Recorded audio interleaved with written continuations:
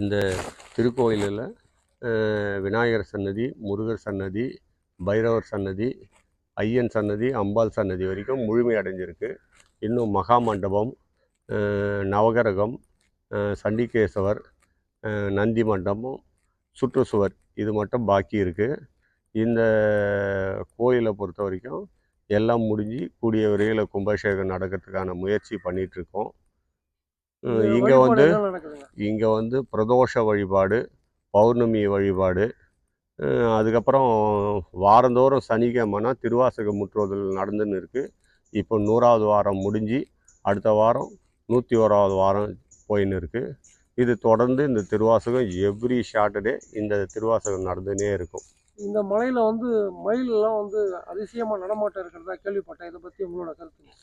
இந்த மலையில் வந்து ஆடி மாதம், அதாவது ஆடி கிருத்திக்கு முன்னாடி அந்த மயில் வருதுன்னா இங்கே காவடி செலுத்த போகிறாங்க, மக்கள் நிறைய வருவாங்கன்றதுக்கு அது ஒரு உதாரணம். ஆண்டுதோறும் அந்த ஆடி கிருத்திக்கு முன்னாடி கண்டிப்பாக மயில், ஆனால் இந்த ஊரில் மயில் கிடையாது, திடீர்னு வரும், காட்சி கொடுக்கும். திடீர்னு வரும். அந்த மயில் வருதுனாவே இங்கே வந்து ஆடி கிருத்திகை வந்துச்சு, இந்த இடத்த வந்து விழா நடக்கும் அப்படின்றது நமக்கு உணர்த்துறாரு. எத்தனை வருஷமாக அந்த மயில் வந்துட்டு இருக்கீங்க? இது வந்து நாங்கள் ரொம்ப நாளாக வந்துட்டு இருக்கு பொழுது. நாங்கள் கொரோனா பீரியட்லேருந்து தான் கண்டுபிடிக்க ஆரம்பித்தோம் அந்த மயில் வரதை. அதுலேருந்து தான் நமக்கு அந்த மயில் வரதை நாங்கள் தெரிஞ்சுக்கணும். இதை வந்து காட்சியாகவே எடுத்தோம். மயில் வந்த காட்சி எடுத்து வச்சுருக்கோம். சரி சரிங்க. இப்போ இந்த மலைக்கு வந்து வர வழி எப்படி வரணும்? எந்த ஊர்லேருந்து எப்படி வரணும்? இது வந்து வாலாஜாவிலேருந்து பார்த்தீங்கன்னா ஒரு 3 கிலோமீட்ரு வரும், 3லேருந்து 5 கிலோமீட்டர் வரும். அனந்தலை வழியாக வந்து வரலாம்.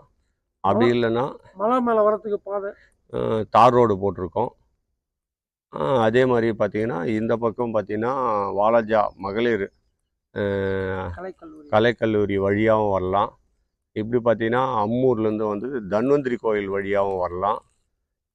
இப்படி வரவங்க பானாவரம் வந்து இந்த பக்கம் வல்லும்பாக்கம், படிம்பாக்கம் வழியாகவும் வரலாம். எல்லா பக்கமும் வழி இருக்குது இந்த மலைக்கு வரத்துக்கு. சுமார் இது எத்தனை வருஷத்தை சேர்ந்த லிங்கம்னு உங்களுடைய இது வந்து பல ஆயிரம் ஆண்டுகளுக்கு முன்னாடி, அப்போல்லாம் கோயில் கட்ட தெரியாத காலத்திலேயே குகையில் வச்சு வழிபாடு பண்ணியிருக்காங்க சித்தர்களும் முனிவர்களும் அப்படின்றது கூற்று. ஏன்னா இந்த சிவலிங்கத்தோட வடிவம், அமைப்பு, அதனுடைய தோற்றமெல்லாம் பார்க்கும்போது அது பழமையானதுன்றது நமக்கு தொல்லியல் வந்து ஆய்வு பண்ணிட்டு போனதாக சொன்னாங்க. இது அந்த தொல்லியலோட ரிப்போர்ட் ஏதாவது இருக்குது? என்கிட்ட இருக்குது தொல்லியல் ரிப்போர்ட். அவங்க வந்து கட்டிடக்கலை பார்க்கும்போது ஒரு 100 இயர்ஸ் அபோன்றாங்க. இந்த லிங்கத்தை பார்க்கும்போது இது வந்து வருஷங்கள் சொல்ல முடியாது, இது வந்து 100 இயர்ஸ் 100 வருடத்துக்கு முன்னாடின்னுறாங்க. அது 1000 வருஷம் இருக்கலாம், இல்லை 2000 வருஷம் இருக்கலாம். அதுக்கான இது எதுவும் சொல்ல மாட்டேன்றாங்க.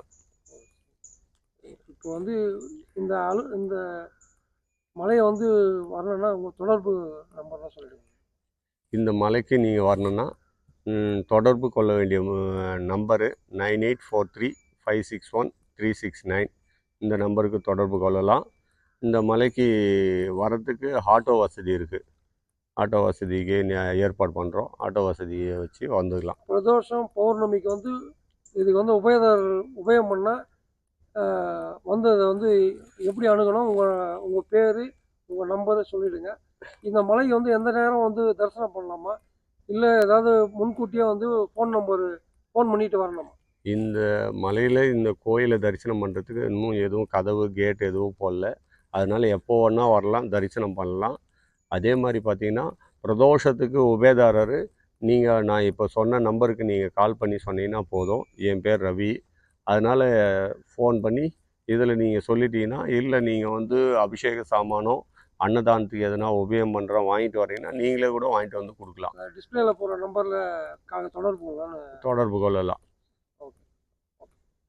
சிவாயனம்.